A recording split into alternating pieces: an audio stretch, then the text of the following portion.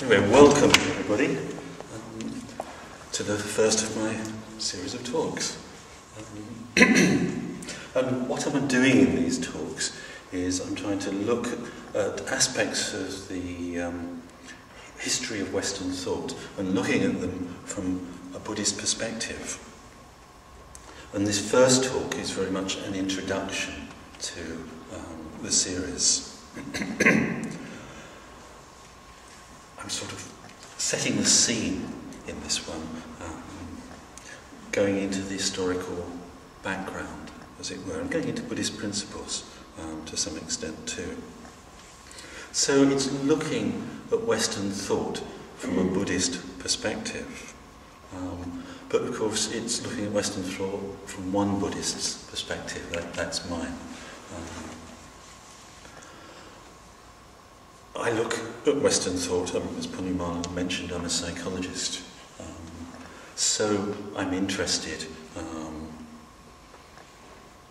in parallels, contrasts between psychology in the West and psychology in Buddhism. In fact, one of the reasons I became a psychologist in the first place was it's a book entitled Psychotherapy East and West by a chap called Alan Watts. I don't know if anybody's read anything by him, it was a long time ago now, who was comparing Eastern spiritual traditions with Western psychotherapy. This was about 40 years ago. And that actually influenced me to take up psychology. So at the time I was doing maths and physics, where I started out at. And that background in maths and physics also informs my thinking about Western thought as well. I'll be talking specifically about aspects of physics in the next few weeks, maybe in one talk in particular. So my thinking is informed by my work as a psychologist. It's also informed by a background to some extent in maths and physics. Also, a very important thing for me personally has been the study of the maths of what's called complexity theory. Complexity theory is the study of complex interactive systems. And it's a modern subject developed in the last 20 years or so. I wouldn't say much more about it now, but it does inform my thinking about, Western thought. What I'm not is a historian, and I've had to do something of a crash course in history to be able to do this talk. Some of it I found very fascinating. I found the history of ideas a very fascinating subject to study, but I'm very aware I'm not a historian. I'd actually like to thank an order member named Sivanagaba for his input and for discussions with him, who's much more knowledgeable about history than I am. However, any mistakes I make about history in these talks are mine, certainly not his. Now, my subject matter is ideas and their history. And because I'm not a historian, and because I have the background in maths and psychology I do, I'm very aware that history is a very complicated subject. Yeah? And the history of ideas is a very complicated subject. Yeah? I'm very aware that when we're looking back in history, we're only getting glimpses of actually what happened. And that if we imagined, what was happening in the world 600 years ago, this day, how much of that can we possibly know of what happened then? We can only get glimpses. So I'm very aware that history is a difficult subject because it's so difficult to know precisely what happened. What I'm trying to do here is looking at the history of ideas, ones which I think have become very important, and look a little at some of those ideas and how they've developed and what effects they've had. So I'm looking from a Buddhist perspective. So what precisely does that mean? Right. Well, I'm basing in much of my exploration of the ideas on Buddhist principles. I'm using the principles of pratitya samutpada, conditioned co-production, or conditionality, the principle that all phenomena are interrelated in highly complex ways, that phenomena arise, persist, and then fade away in a very complex network of relationships. The principle of conditioned co-production. I'm also basing my thinking of Western thought on the Buddhist doctrine of shunyata, usually translated as emptiness. What's that? Look at shunyata as that any phenomenon doesn't have an intrinsic, stable nature of its own. It's not just that phenomena arise and pass away in very, very complicated web of interactions. Is that we actually can't really talk about phenomena in themselves as existing in themselves. This can sound very abstruse. But as we shall see in my exploration of scientific thought, it's actually rather important. And it contrasts with quite a lot of Western thinking. Of course, the important aspect for human beings of the doctrine of shunyata is when it's applied to ourself. That oneself, one has no inherently existing, substantial, unchanging self. That we are, each of us, a network of phenomena. And related to that is the principles of Buddhist ethics. I think I'm going to stress something particularly important about Buddhist ethics. Yeah? Buddhist ethics are, if you like, a natural ethics. I use the word natural. What I mean by that is that it means that our actions and the motivation of our actions have a natural ethical dimension, whether we know it or not.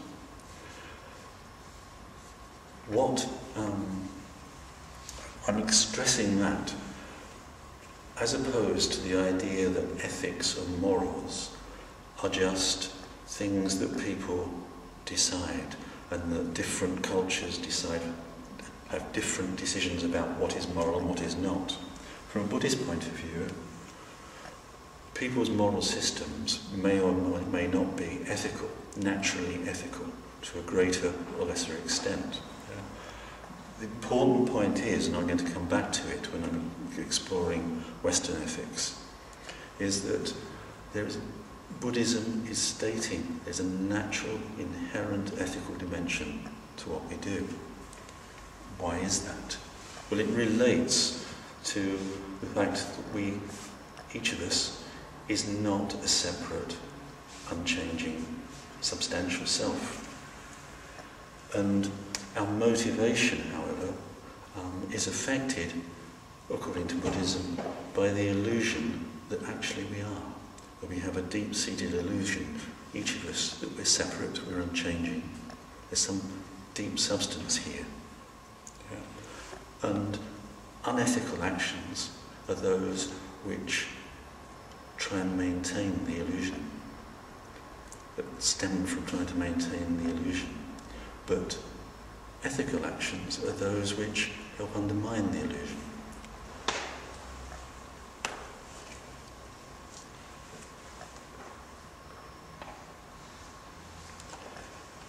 Now, in regard to ethics, there's an important aspect of Buddhist ethical thinking, which is that the ideas we have an ethical dimension to them, because ideas can be expressions of that ego illusion. They can be expressions of the underlying emotional impulses connected with that ego illusion. Yeah. So, for example, an idea may be an expression of hatred. Yeah. Hatred is fighting off anything that threatens the ego illusion. Yeah. So ideas can be expressions of, if you like, unethical motivation. They can be expressions of ethical motivation. Yeah. Motivation that works from a different basis, that works to undermine the ego illusion, and that's inherently motivation that considers other people and their well-being. Yeah. There is unethical motivation stemming from the ego illusion, and ethical motivation that works to undermine it, that's also working for others' benefit as well as our own. And the point being that for Buddhism, this is a naturally occurring dimension to human behaviour, to human motivation. It's not a matter of cultural determination.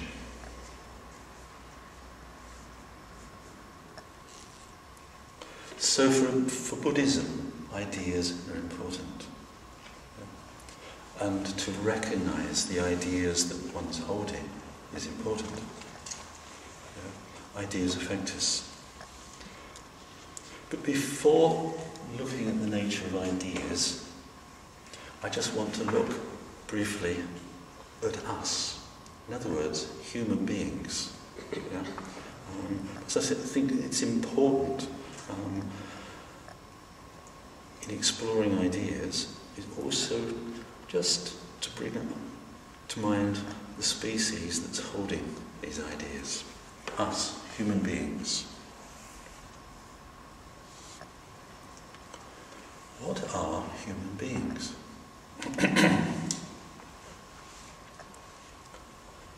Well, we're related to chimpanzees. We've evolved over a period of, 6 million years from our common ancestor with the chimpanzee. So we're a great ape. We're, of course, an intelligent ape.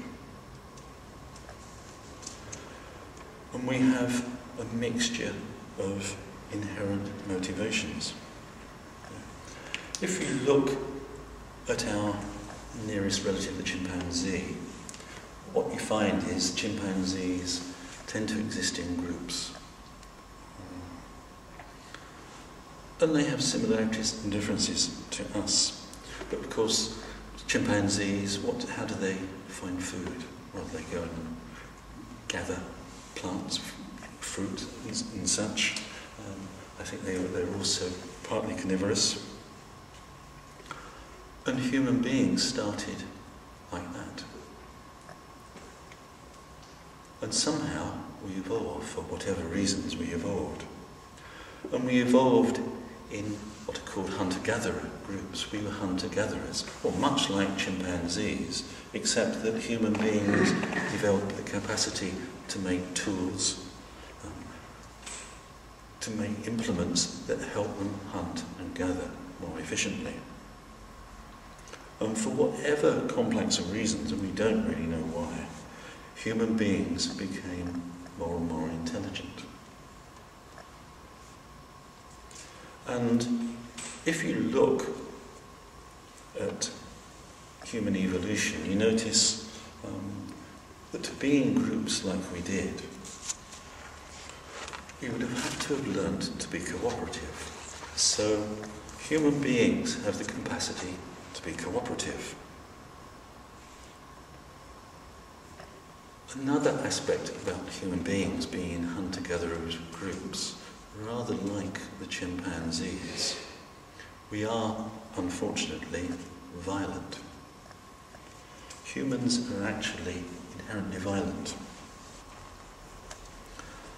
If you think of what life must have been like 60,000 years ago for a hunter-gatherer group,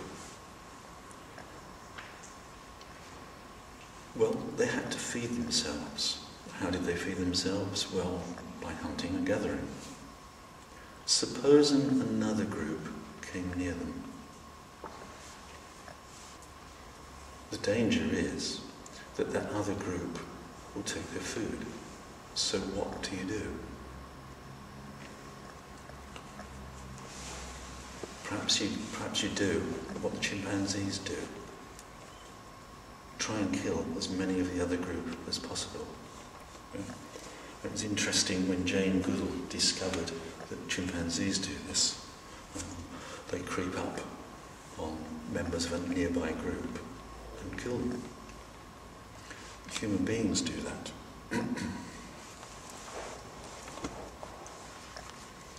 And if you think about it, human beings 60,000 years ago, well, we were quite intelligent by then, but over that 6 million year evolutionary history, that was the choice.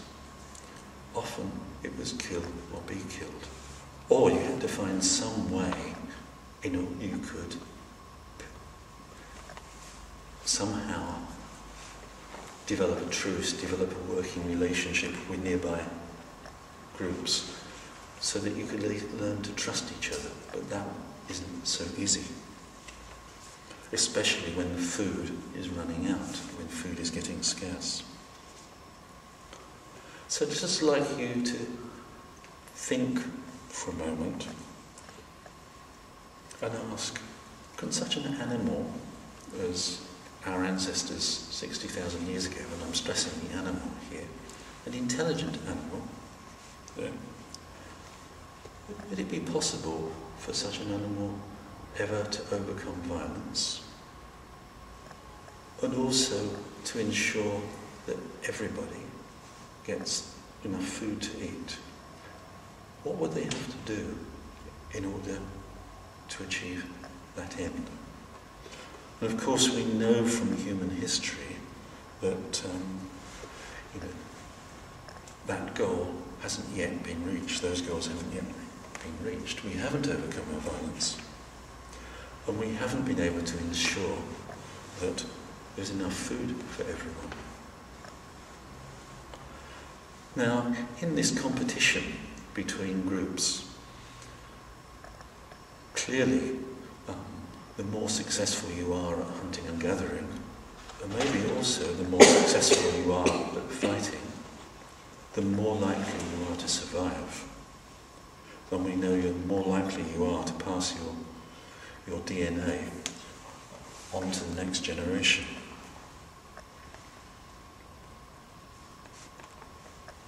So, unfortunately, there's been that sort of selection process. Can we learn to overcome it? But also, of course, we're an intelligent animal. Yeah? We've got very good at making tools, making implements for hunting and fighting, and making implements for cooking, etc., etc. The interesting thing is that the better we got at making things, the more we transformed our world. It made it easier to get food, but then population increased. And the same old traps continued. The same old competition.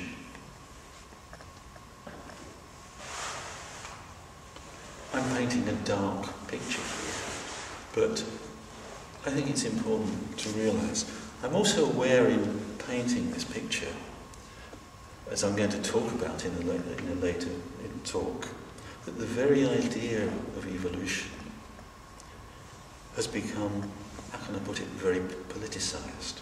There's a very strong currents of thought of one's kind or another about evolution. So that even to say what I'm saying in some quarters today would be taken as simply not on. But I'll come to that in a future talk. But we're an intelligent species, so we create things. We also we're able to start thinking about the world, having ideas about the world, what things are, how they got where they were. We're a creature who has ideas. What do I mean by ideas? Well, the dictionary definition is this, or one of the uses of the term idea. An idea is a product of mental activity existing in the mind, an item of knowledge or belief, a thought, a way of thinking. So an idea is a thought. An idea could be something, it could be an idea of basic, something in our environment, an idea such as a tree. Or it might be a bit more abstract, say the idea of liquidity. Or the idea might be the idea of a god. Or an idea, if we come to more modern times, the idea of a chemical element, or a subatomic particle, or the idea of society. Ideas can be all sorts, and they can come from all sorts of areas of human activity.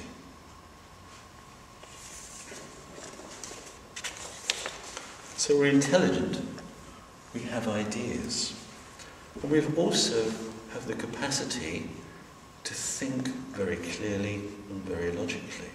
Yeah? Human beings have developed that capacity.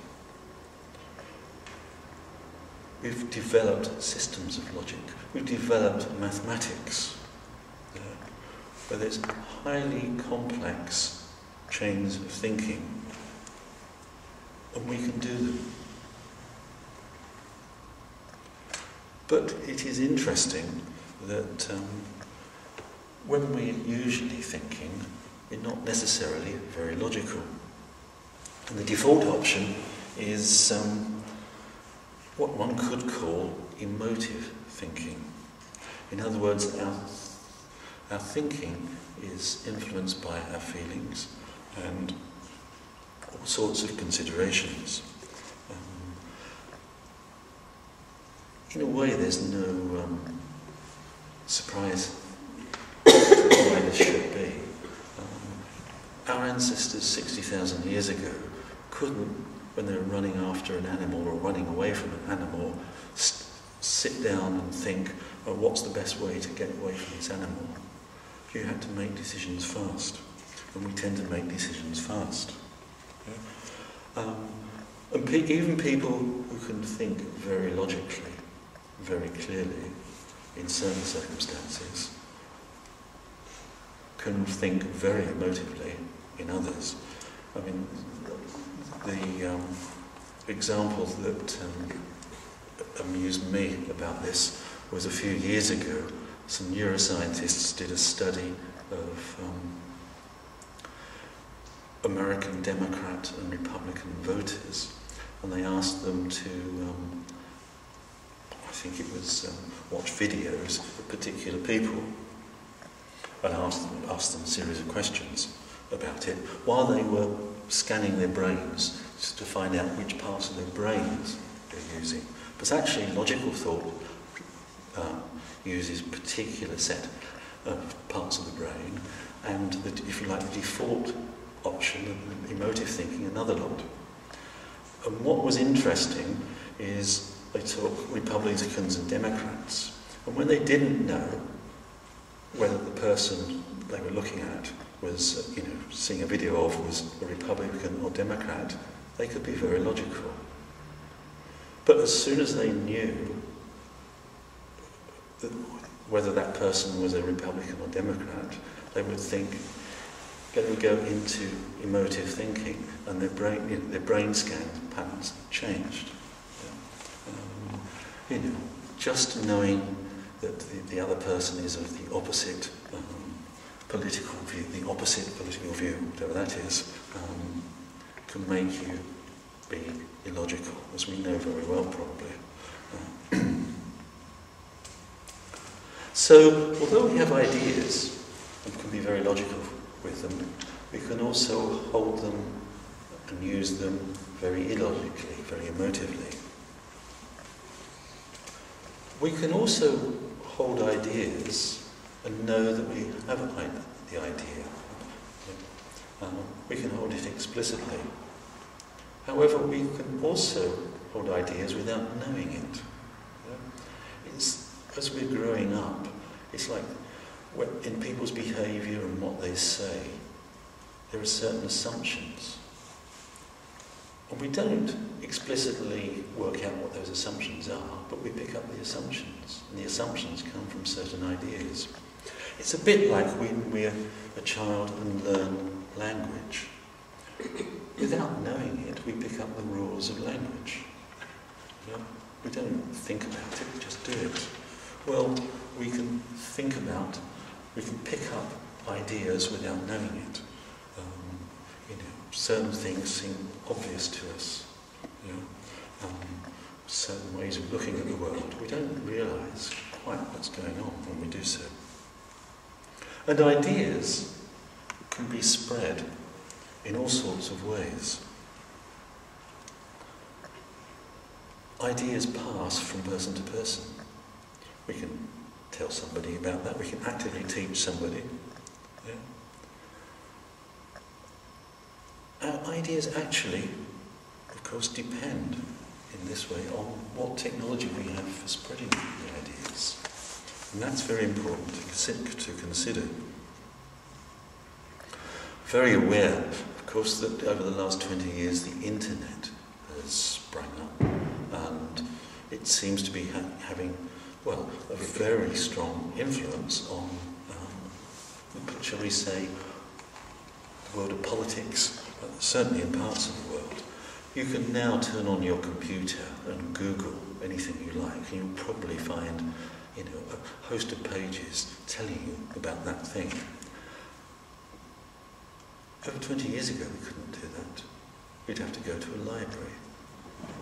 And that library would be relatively limited. If it was a local library, it might be quite a good library. It would be not so easy to come across certain ideas or get certain knowledge. Once upon a time, there were no books. When there were no books, ideas could spread much more slowly. And as you'll see in a minute, the rising of printing and making of books had a strong effect.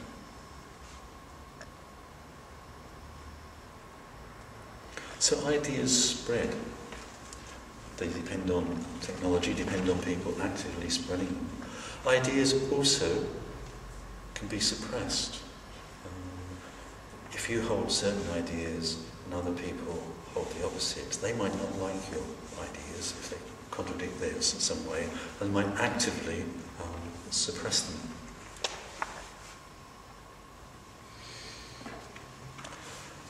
And ideas go from one person to another, and the ideas can persist, specific ideas can persist over lots of time.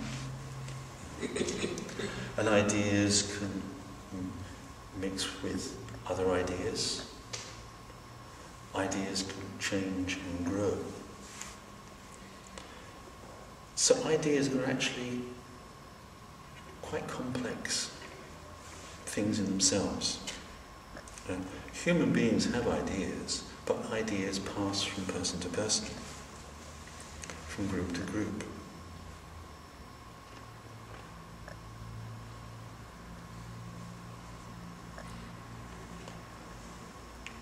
Then the ideas I'm particularly wanting to talk about are ideas in the Western tradition, and ideas that still very much come to influence us today. And in my talks, I want to be exploring those. And what I'm particularly interested in is the development of ideas since the rise of science. And because science really took off in the West, looking at the rise of science in the context of the West, in particular the context because the West is Christian, the rise of science in the context of Christianity.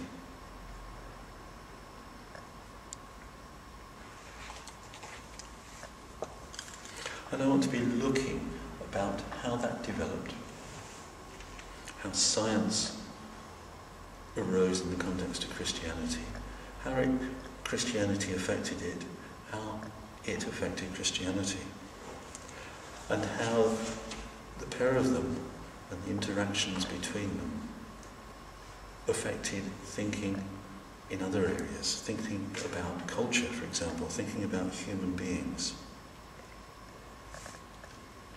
So I want to be exploring that and looking at how it affects us.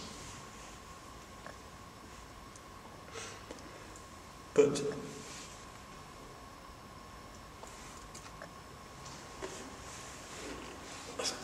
I'm emphasising that in the West, the important issues, the important context to think about the development of Western ideas is the rise of science in the context of Christianity. I'm also aware when I say that there are other influences at work.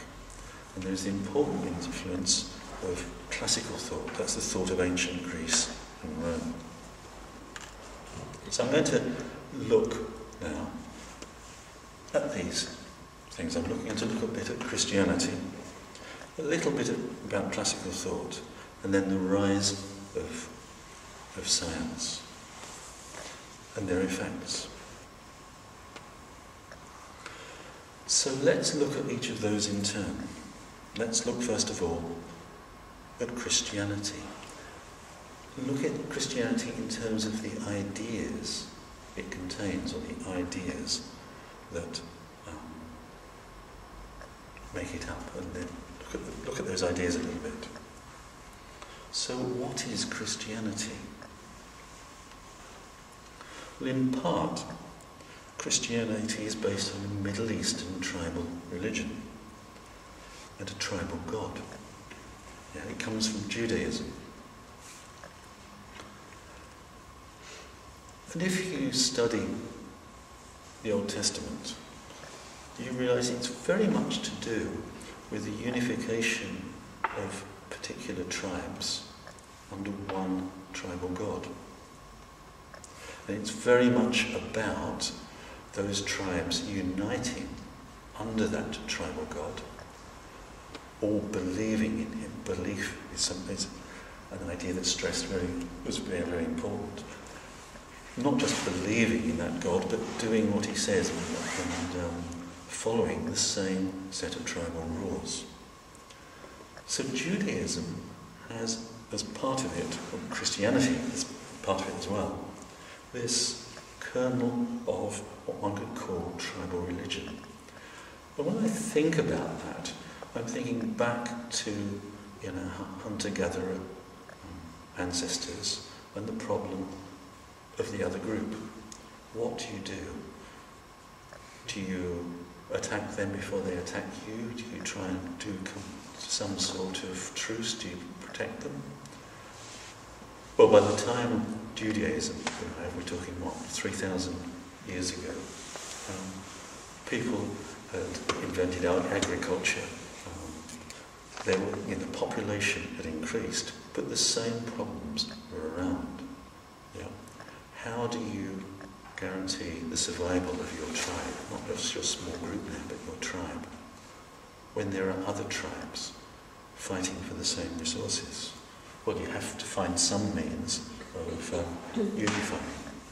And it seems that a sensible thing to do is to unify under the one tribal God that you all recognise.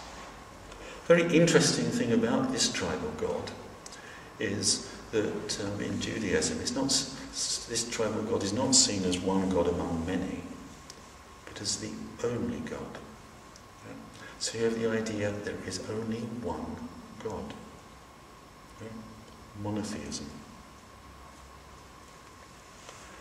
Now, Judaism, its development, was influenced by the Jewish tribes' experience also of not just tribal warfare in the Middle East, but also the fact that there were empires not that far away, sort of in Persia and nearby.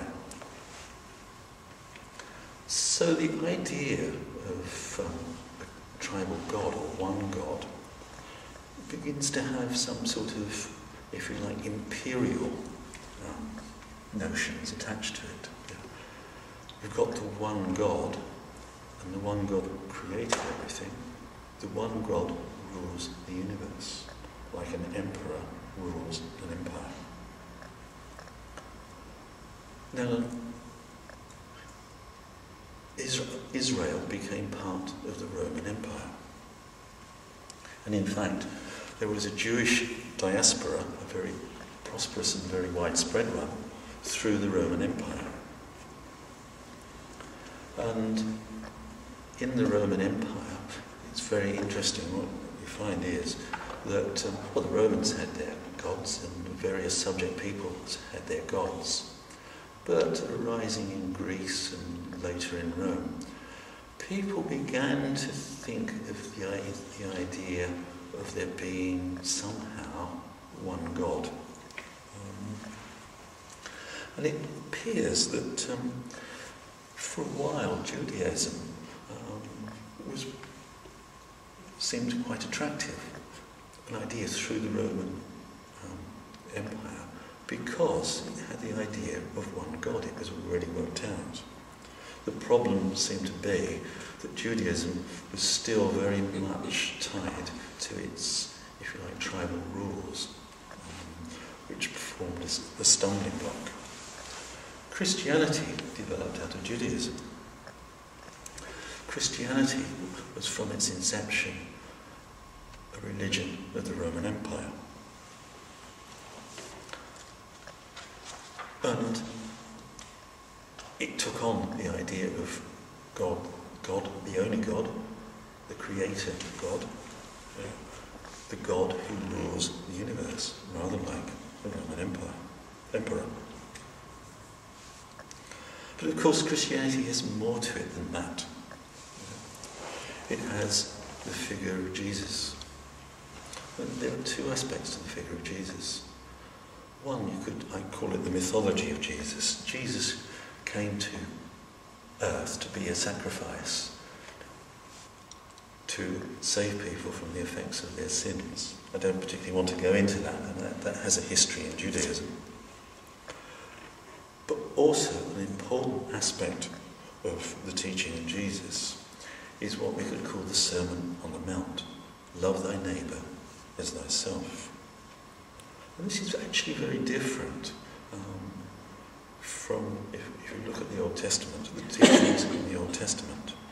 It's a different element, a different idea, a different set of ideas within Christianity. And we know that Christianity developed quite quickly within the Roman Empire. And although the Roman Empire seemed to be quite, how can we put it, tolerant of different religions, there seemed to be a certain amount of persecution of the early Christians. However, they kept on growing until a Roman emperor became a Christian. And then Christianity became the dominant religion of the Roman Empire. And then Christianity itself became, how can I put it, it drove out the pagan religions.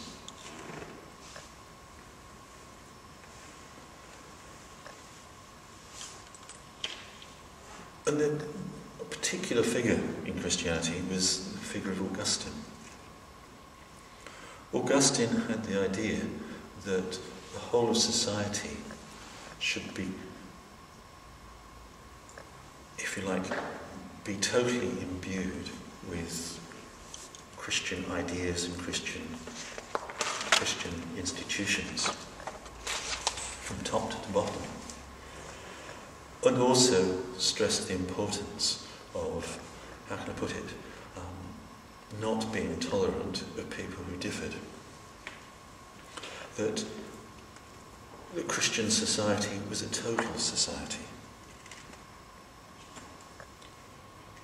Now, for whatever reasons, Christianity spread. It spread beyond the Roman Empire. It spread up through Europe.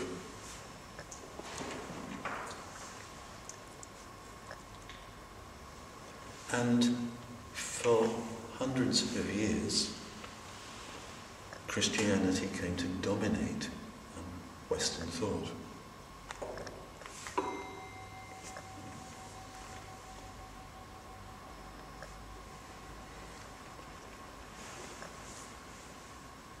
The important, I think I intend to stress here with such Christianity is it was intolerant of difference.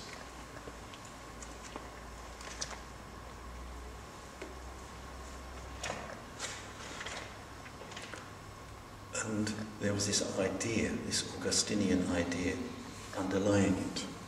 There was, after the Roman Empire fell, they tried to establish what became known as the Holy Roman Empire.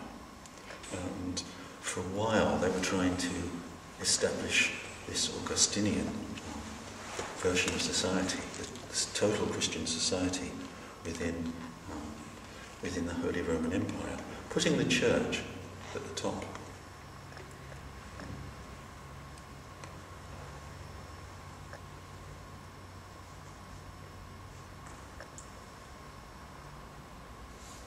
So I'm stressing that an important aspect of such a society was the lack of tolerance. Now then, one aspect of the lack of tolerance was that a lot of classical thought was suppressed or forgotten about. It's not that they suppressed all of it by any means. Some of the old Roman and Greek texts were studied, and over a period of time, more of them became studied.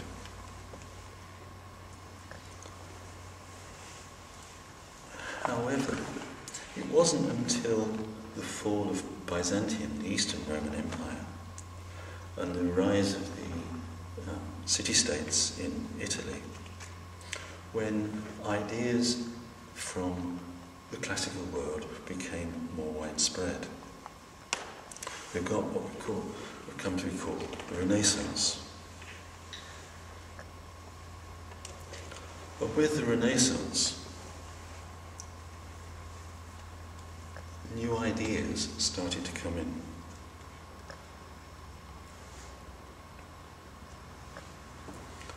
Particularly new ideas with regard to the natural world.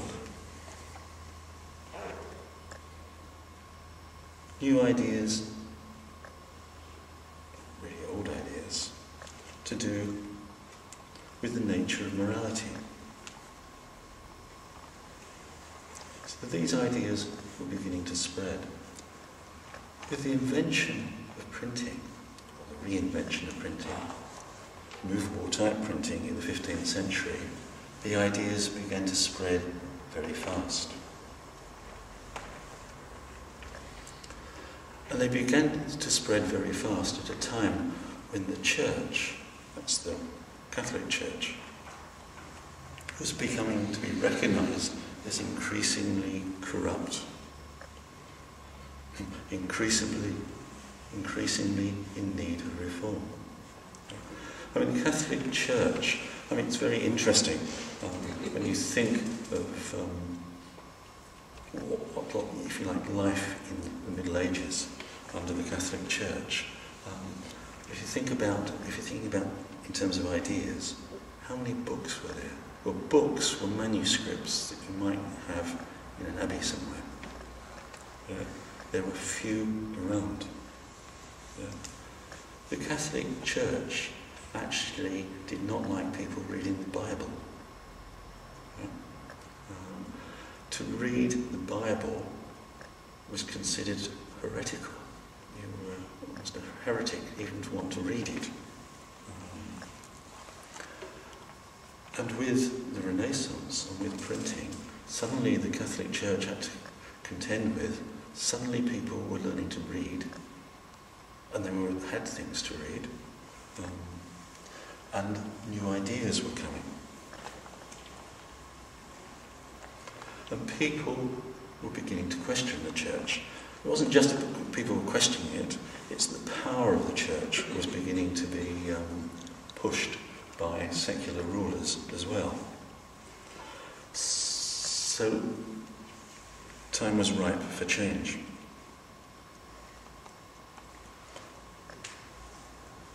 Classical thought had its effects, however. One particular classical writer who became very popular was a man called Cicero. Cicero was a contemporary of Julius Caesar. And Cicero is a very interesting writer. I'm just going to quote some quotations from Cicero. The important thing about Cicero is he became very widely read in the late 15th and then the 16th century.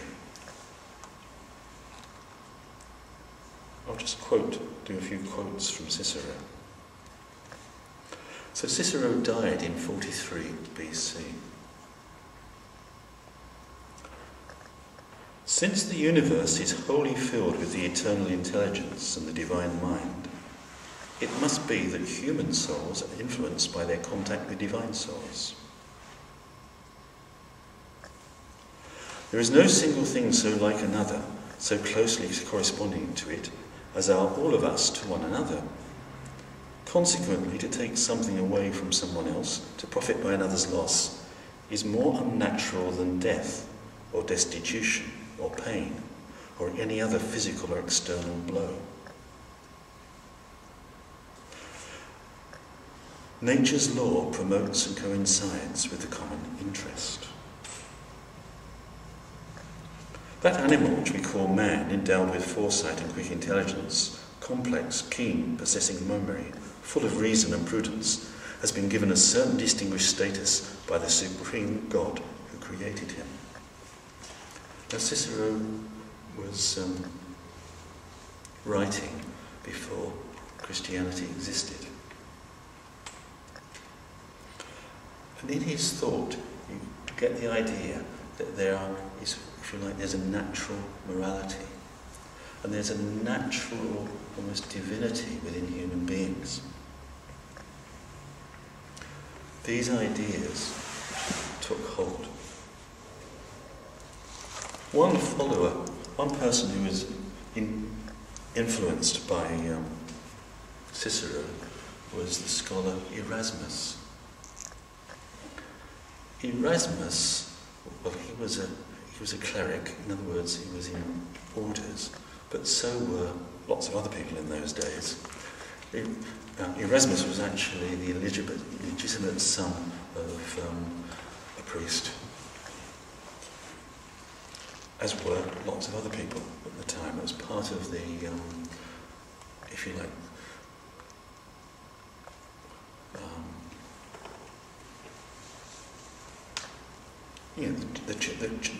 if you like, the sort of the church becoming rather corrupted. You know, there were lots and lots of clerics around. Erasmus was a very intelligent chap, and he was around when printing had just started. Erasmus became a best-selling author. I think invention of printing was about 1450. 1450. I mean, before that, books were manuscripts. There'd be dozens around, maybe hundreds. Erasmus wrote loads of books. He produced a copy of the Greek version of the Bible. In the 1530s, there were 300,000 copies of that in circulation. In the 1530s, there were 750,000 copies of his other works, including a book on etiquette. Erasmus is known as a humanist. He criticised the role of the church. He didn't see that the church was needed for human beings to have a relationship with God. He thought we needed to study the Bible. He was a pacifist.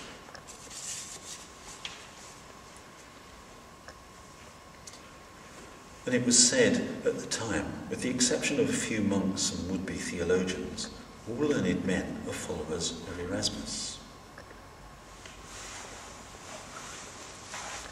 He was particularly critical of kings, as well as the church. He compared kings to rapacious eagles. He asked the question, does not the commonalty love people while monarchs plan war? So Erasmus was promoting tolerance. He was promoting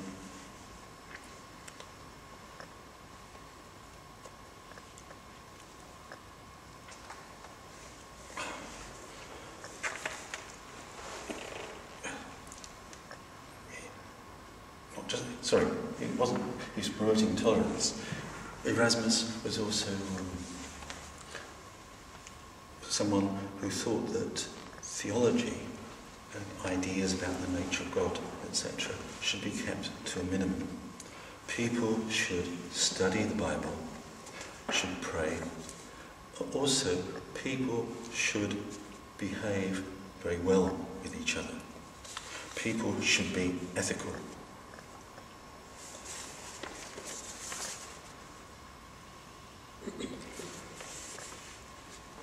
He thought, people, if you're living the Christian life, that should be a life of love, joy, peace, patience, kindness, goodness, long-suffering, mercy, faith, modesty, continence, and chastity. He did not think that heretics should be killed, should be persecuted. And Luther was very influential. Unfortunately, that way of tolerance didn't last. What happened instead is that the pressure to reform the church resulted, the church would not reform. And we got the rise of Martin Luther and the Reformation.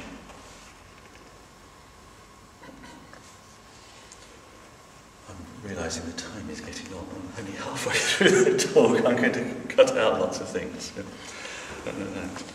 So what we got was the Reformation, and instead of the tolerance represented by and embodied by Erasmus, you got a polarisation between Catholics and what became known as Protestants. And what you get was religious warfare. In the 17th century, this resulted in the 30 Years' War in Central Europe. In England, there's a long history of say, fighting at times between Catholic and Protestant. So what you got was not toleration, but a polarization. Now then, in this background, you get the rise of science. Science really took off in the 16th and 17th centuries, when this religious warfare was at its height.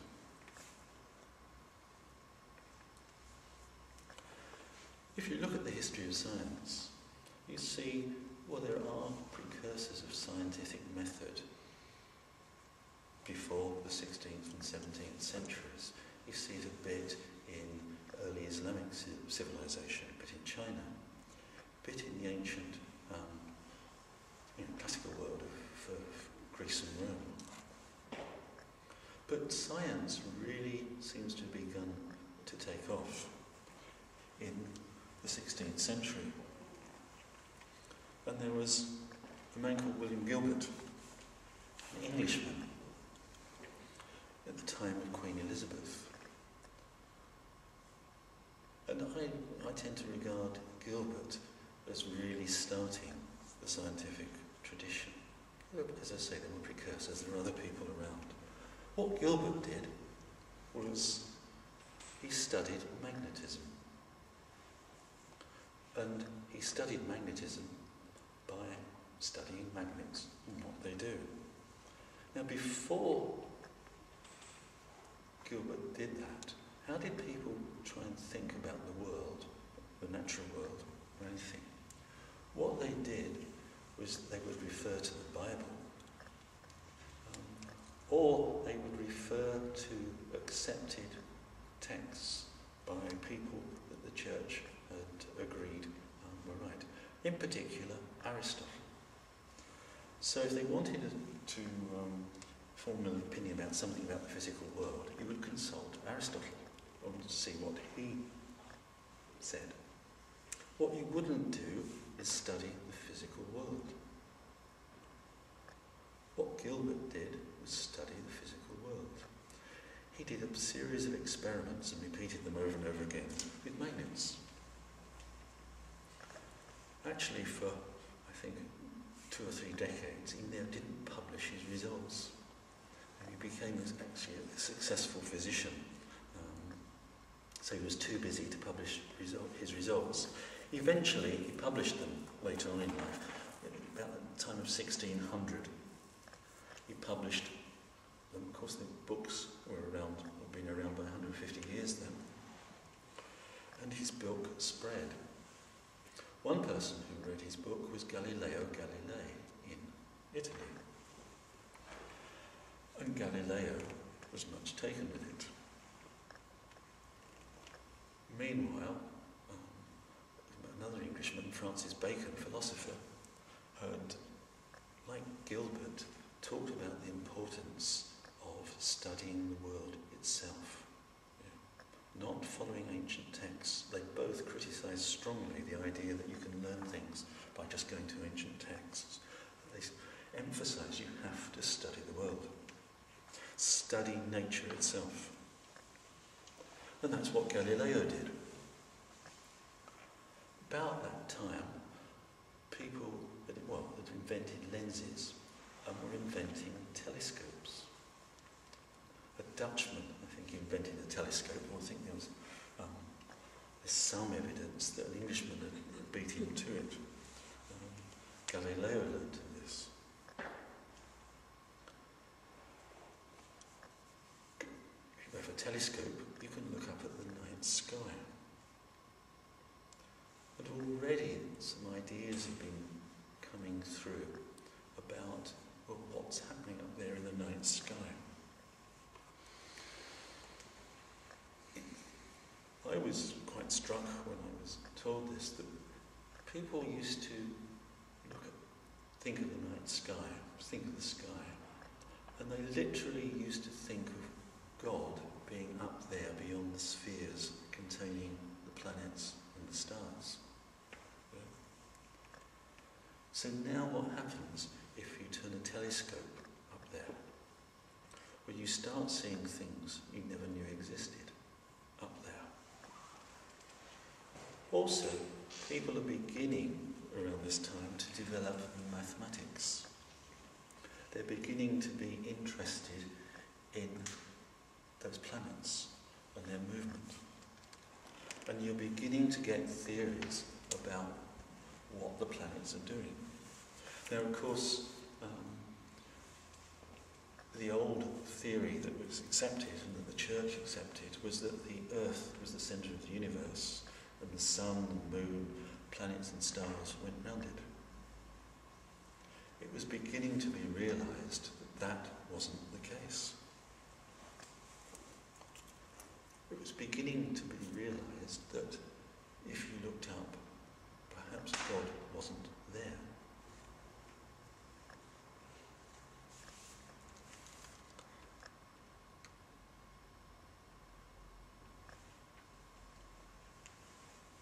Galileo wasn't just turning a telescope at the sky.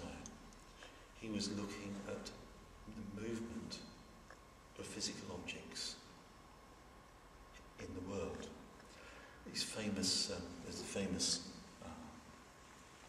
episode with him dropping some objects off the Leaning Tower of Pisa. He was trying to show that they fell, objects at different weights fell at with the same acceleration. Galileo did experiments. Other people started doing experiments. And then along came Isaac Newton. Newton, well, he did experiments himself. He did experiments in optics. He was also a gifted mathematician. Newton was one of the people who invented the calculus. He studied gravity. He studied motion. And what Newton did, he came up with what he called the laws of motion. The laws of motion.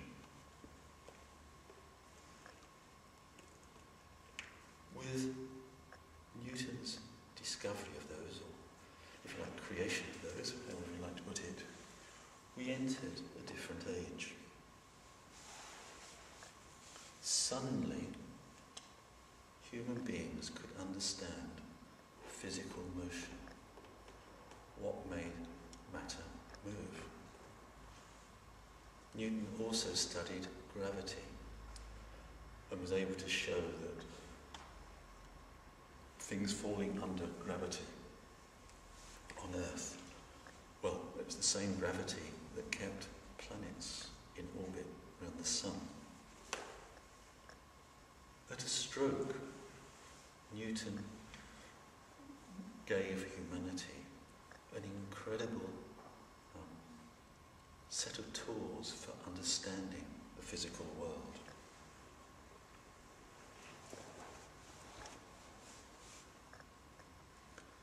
And science never looked back.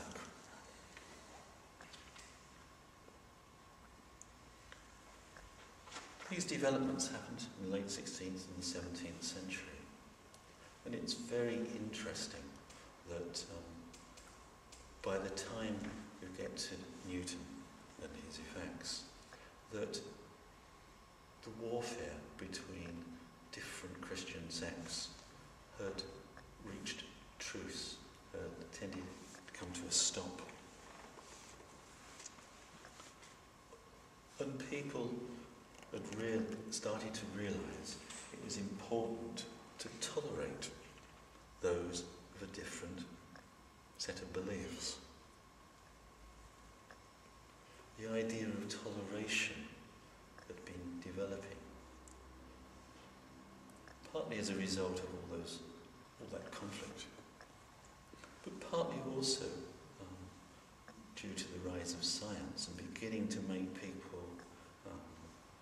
question, if you like, theology and whether they had the evidence really to back back up their opinions and whether it's really worth fighting for. Toleration also, it was a theme of Erasmus. It was a theme of Cicero. By the end of the 17th century, toleration began to get taken very seriously. You get the English philosopher John Locke wrote a letter concerning toleration.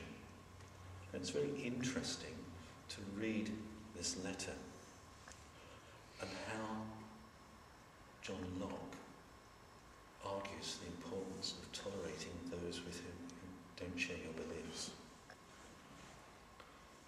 The letter begins with a quote from Cicero. And then John Locke quotes the teaching of Jesus. Not the Old Testament, but the teachings of Jesus. And he also manages to argue that people differing, beliefs difference is no concern of the magistrate. It should be left to people themselves. Now, Newton, and also John Locke, who I think was a friend of Newton, became very influential throughout Europe.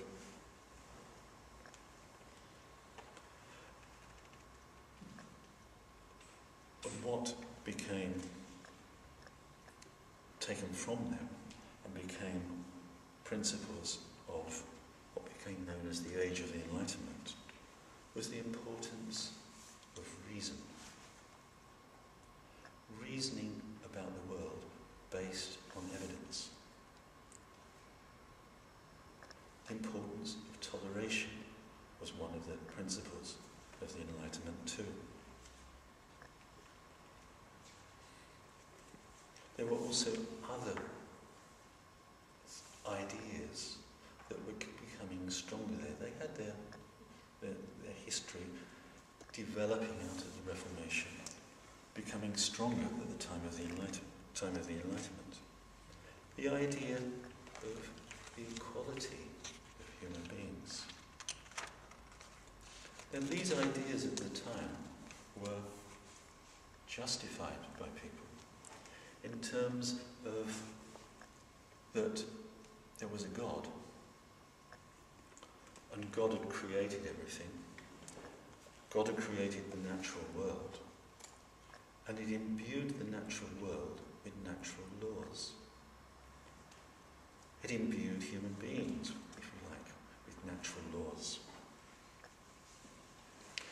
If we studied nature, we'd find out about God and his natural laws.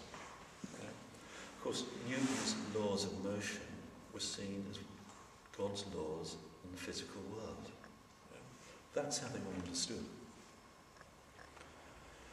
But there was the idea of natural law with regard to morality as well. That God had created the world and he created human beings, and that there was a natural, ethical dimension to life. It was seen in theistic terms. Now actually that is rather different to the traditional Christian way of looking at it. Christianity didn't stress the idea of natural law at all. In fact, for a long time, it seems to have not used it, the idea of natural law. Yeah. Christianity stressed revelation. Yeah. God's laws were found, and the nature of existence were found from the revelation of the Bible. You couldn't think about it. You couldn't work these things out. You were told about it through revelation. You know, it was the ancient Roman Greek idea that there were natural laws. You could find things out. You could reason things out. But that got forgotten about. Now we find it coming back very much to the fore by the 18th century. God created the universe, and he created it with natural laws. out those natural laws. The natural laws like Newton's laws of motion, or natural laws to do with morality. We could even study human society, human activities, and find out what natural laws there are in those. So we can study ourselves, we can study human societies, we can study our activities, and that will reveal to us God's natural laws. If we study our own minds, we could discover the natural laws governing our own minds. That's how people were thinking. It was actually very different to this traditional Christian view through the Dark Ages.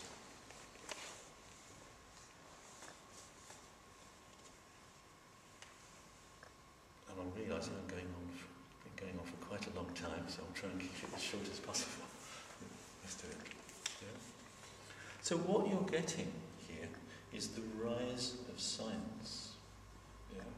But it has a particularly theistic interpretation to it. Of course, the theism you're getting is somewhat different from the traditional Christianity through the Dark Ages. Yeah. It's a theism that's partly reflects the thinking of ancient Roman Greece, people in ancient Roman Greece. But it's a theism which is becoming a bit divorced from Christianity. Yeah. People were thinking in terms of a God, but they were beginning not just to question specific Christian doctrines, but beginning to question it more and more. And some people became deists. They just believed there was a God. Well, they believed there was a God because, if you looked at anything, it seemed to be designed so perfectly. Somebody must have designed it. Yeah.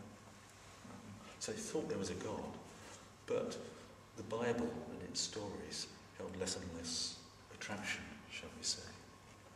By the early 18th century, you were getting atheists. You're getting, for example, the philosopher David Hume, the Scots philosopher.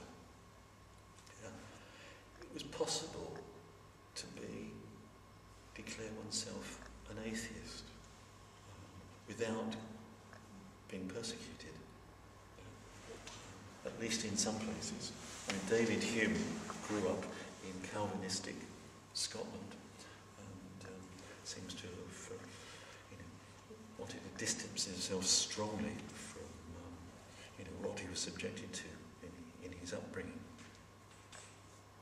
And Hume was like Locke, emphasised finding out from experience, reason based on experience.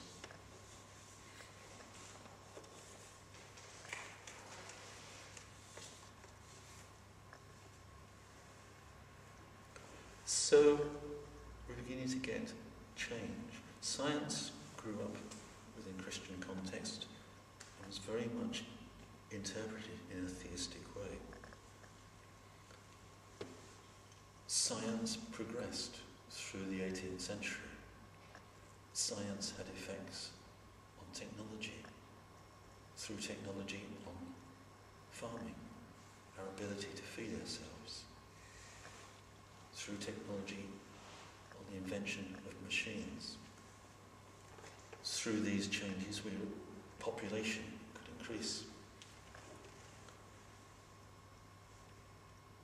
Through these changes, society changed. Science is revolutionary. If you study science, if you apply a scientific method, you discover things. Through discovering things, you understand the world differently. You can also make things, new things. That is revolutionary. It makes change. By the 19th century, the physical sciences were seen as, they've made great progress. And people will begin to think in terms of people were still many theists, but they're beginning to think more and more in terms of physical science.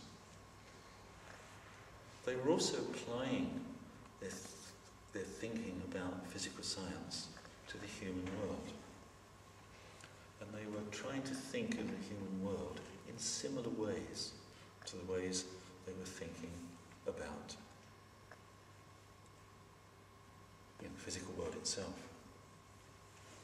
So by the time you get to the 19th century, you get philosophers like Herbert Spencer. Herbert Spencer's philosophy was twofold. He wrote about something called the unknowable, but which he was referring loosely to the idea of God. But the rest of his philosophy, as applied to the world, the world, the universe as we know it, was very mechanistic, very much looking at things in terms of matter. He talked about the conservation of force. He talked about something called evolution, which he meant a sort of change in physical systems, but also the change in human systems.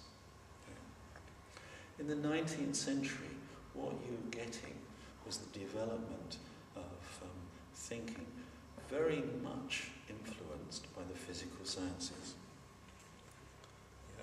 At the same time, you were getting sort of changes, development in Christianity.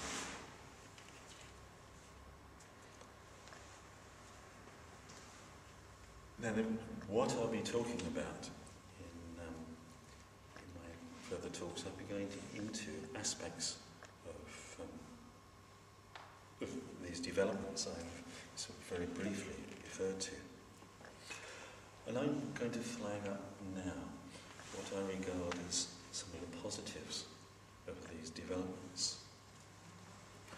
Developments in Christianity and science, and from the interplay between the two. I think some of the positives are what I call the recognition of the importance of empirically based reasoning, not basing your thinking on old books or old authorities, but actually on the evidence. Another positive, which I haven't referred to so far, but we'll be exploring next week, is the recognition of the importance of the individual, not the group, not your part in the group, but oneself as an individual human being.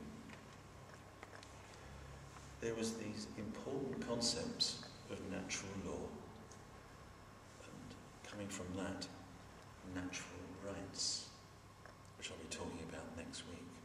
The importance of toleration. And alongside these developments, there seems to be something very interesting happened. If we study, for example, the frequency of violence in human lives, what we see is the development over these few hundred years, developments of actually more ethical human behaviour, at least much less violent human behaviour. It can seem strange to us to think of that, given the world wars we've had.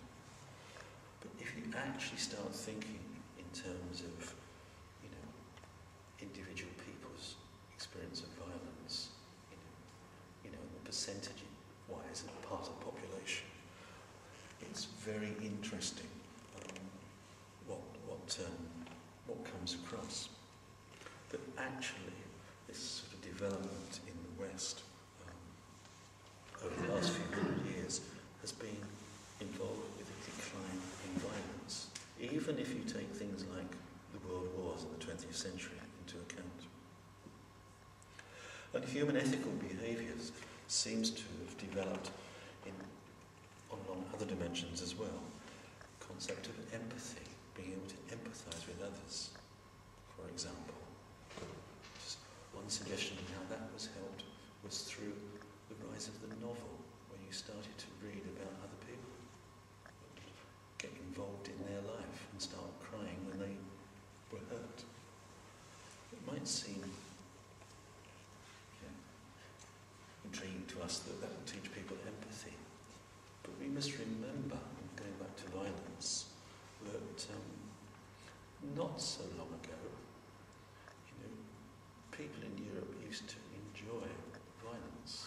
They used to enjoy going to see people being tortured and executed, for example. It was a sort of favourite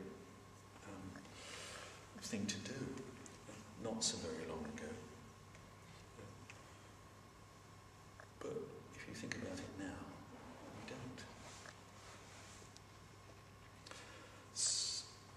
Other developments, positive developments I don't want to go into, as well as these sort of developments of ethics, the ideas of natural rights, the idea of democracy as well. Again, that's associated with the decline of violence, decline of settling disputes through violence. There are also some negatives that I'll be going into. One particular negative is the belief that human beings, our society and culture, can be understood in similar ways to the ways that Newtonian physics understands physical systems. And I'll be looking at how, in the 19th century in particular, varieties of what I call pseudoscience developed, with a basis of that sort of thinking.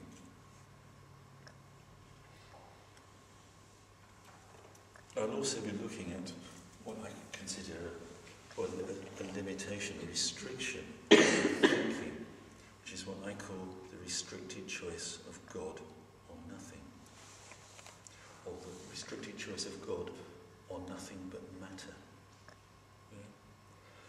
I think this is a very interesting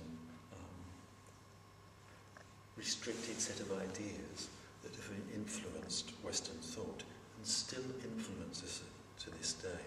Yeah. And I'll be going into that later.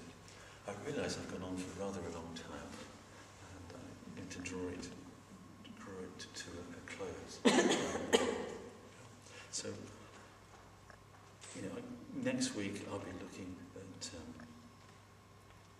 the rise of things like toleration, democracy, and the idea of human rights. In my third talk, I'll be looking at some bad ideas, some of the negatives. Ideas drawn partly from science, but also with a background in Christianity. Ideas which have actually led to harm.